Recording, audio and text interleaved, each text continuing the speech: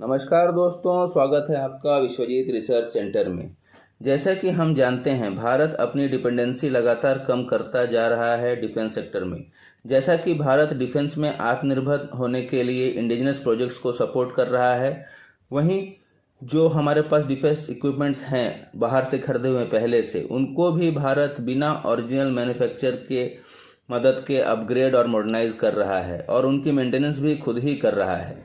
आप लोगों को पता ही होगा कि एचएएल हमारे सबसे ताकतवर फाइटर जेट सुखोई 30 एमकेआई को बिना रशिया के मदद के मेंटेनेंस, रिपेयर, ओवरहॉल और अपग्रेड कर रही है और ये जेट्स अपग्रेड होने के बाद मॉडर्न वॉरफेयर के लिए पूरी सक्षम हो जाएंगे।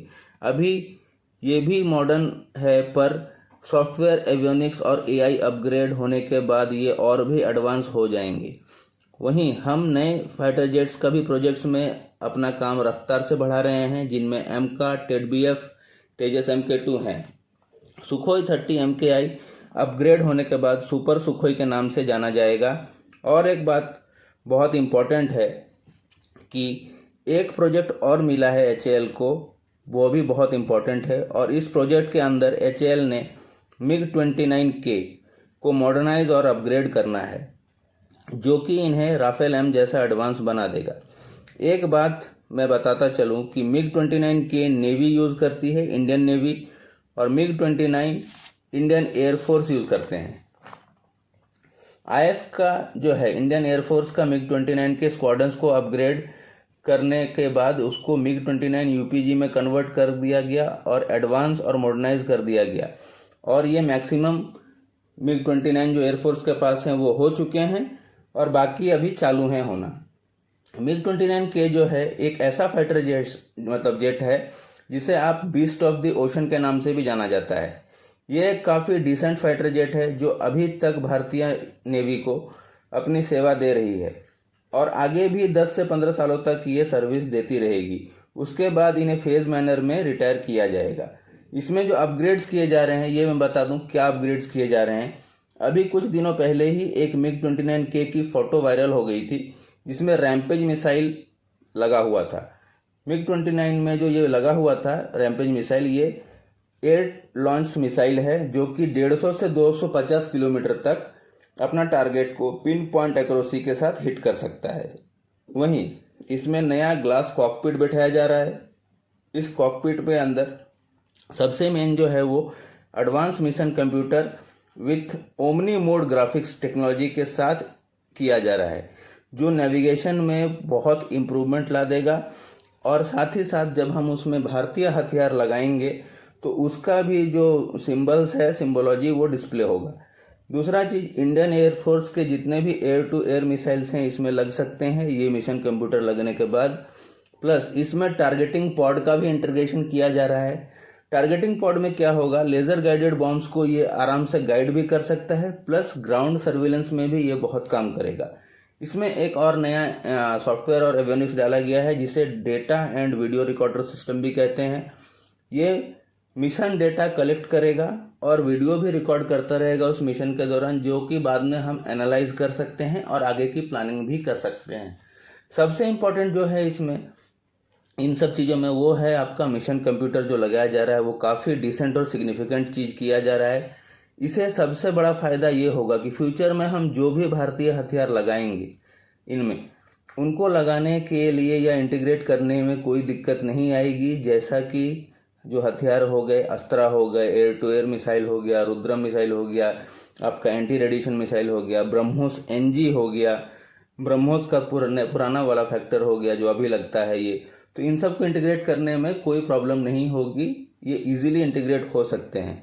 और एक बात बता दूं कि ब्रह्मोस NG जो फ्यूचर में बन रहा है, अभी बन जाएगा कुछ सालों में, कुछ ट्रायल्स बाकी हैं उसके, इसको लगने के बाद हम पूरा अपना इंडियन ओशन में डोमिनेंस और भी ज़्यादा बढ़ जाएगा MiG-29 का। और इसके लिए ये मिशन कंप्यूटर जो हमने चेंज किया है, इसके बाद हम समझ के चलिए कि रशिया पास हमको नहीं जाना पड़ेगा, कोई भी हथियार को इंटीग्रेट करने के लिए उसकी मदद नहीं चाहिए। फ्यूचर में इसमें उत्तम रेडार का भी एक नया वेरिएंट बनाकर लगाने का बात किया गया है, जो कि उसमें लग जाएगा और उसकी मदद से हम कोई भी चीज़ इंटीग्रेट कर सकते हैं इसमें बिना रशिया की मदद के। फ्यूचर में इसमें हम एक डेटा लिंक भी नया बनाने वाले हैं जो तीनों फोर्सेस एक साथ मिलकर यूज़ करेंगी, जिसका भी इंटीग्रेट में कोई प्रॉब्लम नहीं होगी। और जिस रफ्तार से भारत खुद को आत्मनिर्भर बना रहा है या डिफेंस सेक्टर में और मैन्युफैक्चरिंग में खुद से आगे जा रहा है, हमें आगे जाकर किसी भी देश पर निर्भर रहने की ज़रूरत नहीं होगी। पहले MiG-29 को सर्विसिबिलिटी रेट जो रहती थी 50% रहती थी, क्योंकि हमको निर्भर रहना पड़ता था रशिया के ऊपर कोई भी चीज़ के लिए। पर जब से हमने इन चीज़ों को आइडेंटिफाई किया और खुद से मेंटेनेंस, रिपेयर, ओवरहॉल, अपग्रेड और मॉडर्नाइज करना चालू किया, MiG-29 का विश्वास नहीं करेंगे, सर्विसिबिलिटी रेट जो है वो 70 से 75% तक बढ़ गई है। अभी आपको बताता चलूँ, ये अपग्रेड और मॉडर्नाइजेशन MiG-29K में इसलिए भी ज़रूरी थे कि हम कम से कम अभी 15 साल तक इस MiG-29K को यूज़ करेंगे। इसको हम क्यों 15 साल तक यूज़ करेंगे मैं बोल रहा हूँ, क्योंकि नेवी के लिए एक उनका सबसे स्पेशलाइज्ड फाइटर जेट बन रहा है जिसका नाम है TED-BF। अभी TED-BF क्या है, जिनको नहीं पता है छोटे में बता दूं, इसका नाम है twin engine deck based fighter craft. ये प्रॉपरली नेवी के लिए बनेगा और एयरक्राफ्ट पर ही रहेगा। ये TED-BF जो कि एक स्पेशल जेट है जो बनाया जा रहा है, जैसे मैंने बोला, इसका रोल आउट जो होगा पहला ये 2026 में है। ठीक है, अगर टाइम पे निकला तो 26 या 27 में इसका पहला रोल आउट है। 26 बोला जा रहा है, मैं एक साल डिले पकड़ के ही चल रहा हूँ, अगर कुछ हुआ तो 2026 में इसका पहला है रोल आउट। इसके बाद इसको 4-5 साल तक इसका ट्रायल्स किए जाएंगे, जो टेक्निकल ट्रायल्स हैं, फ्लाइट ट्रायल्स है, ये सब किए जाएंगे। उसके बाद जाकर कहीं इसको मास प्रोडक्शन में डाला जाएगा और इसको मास प्रोडक्शन में डालने के बाद वापस से 2-3 साल लगेंगे प्रॉपर वेपन्स के साथ नेवी में इंडक्ट होने के लिए। तो इस 10 से 15 साल का गैप को हम छोड़ नहीं सकते हैं और हमको इसको रखना ही पड़ेगा 15 साल तक। और ऐसे भी ये एक डिसेंट फाइटर जेट है और अच्छा फाइटर जेट है। आज तक इंडियन नेवी को ये हेल्प कर ही रहा है और सेवा दे ही रहा है। ठीक है, और जो हालत आज रशिया की है, हमको इसको अपग्रेड इसके लिए भी खुद से करना पड़ रहा है, या हमारे पास टेक्नोलॉजी भी खुद से आ रही है, भगवान की देन हो गई हमारे लिए। जो होता है अच्छे के लिए होता है, पर जो हालत अभी रशिया की है उसे देखकर नहीं लगता है कि अभी के डेट में वो कोई भी हमारे प्रोजेक्ट्स में, आने वाले फ्यूचर प्रोजेक्ट्स में हमको कोई भी हेल्प कर पाएगा। तो ये एक बात तो है कि बहुत अच्छा डिसीजन है कि इस जगह पर भी हम खुद से आत्मनिर्भर बन रहे हैं, एडवांस करने में, मॉडर्नाइज करने में, अपग्रेड, रिपेयर, ओवरऑल, इन सब चीज़ों में हम खुद से इसमें भी आत्मनिर्भर बन रहे हैं। और एक बात, डिफेंस सेक्टर को लेकर जो हमारे पास इकोसिस्टम आज का डेट में रेडी है, इस इकोसिस्टम को देखते हुए मैं बोल सकता हूँ रशिया से अच्छा अपग्रेड और मॉडर्नाइजेशन हम खुद का टेक्नोलॉजी से कर सकते हैं। ये अपग्रेड इसलिए भी ज़रूरी था क्योंकि चाइना समझ के चलिए J-15 अपना इंडक्ट करने वाला है अभी, और साथ ही साथ J-31 भी इंडक्ट करने वाला है, जो कि एक आपका 5th जनरेशन का प्लेन है, फाइटर जेट है। वैसे तो हम बहुत लोग बोलेंगे राफेल ले रहे हैं, बिल्कुल सही बात है, हम राफेल ले रहे हैं फ्रांस से, लेकिन वो 26 की संख्या में ही है। फिलहाल हमारे पास 2 युद्धपोत हैं, 2 एयरक्राफ्ट कैरियर हैं, साथ ही हम और 2 का ऑर्डर दे चुके हैं। अभी मैंने परसों के ही अपने वीडियो में बोला था, हमारे पास 3rd और 4th एयरक्राफ्ट भी आने वाला है।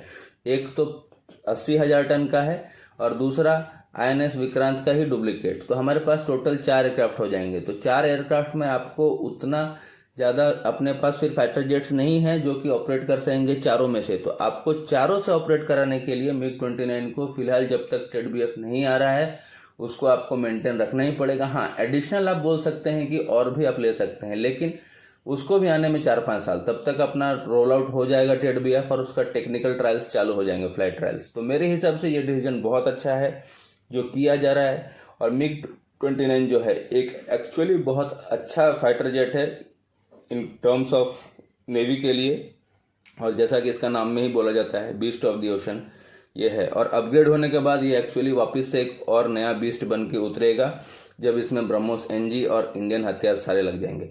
आप लोगों को क्या लगता है कि ये कैसा अपग्रेड है, ये अच्छा डिसीजन है या नहीं है, कमेंट्स में ज़रूर बताइएगा। फिलहाल के लिए तो इतना ही, मिलते हैं नेक्स्ट वीडियो में। जय हिंद, वंदे मातरम।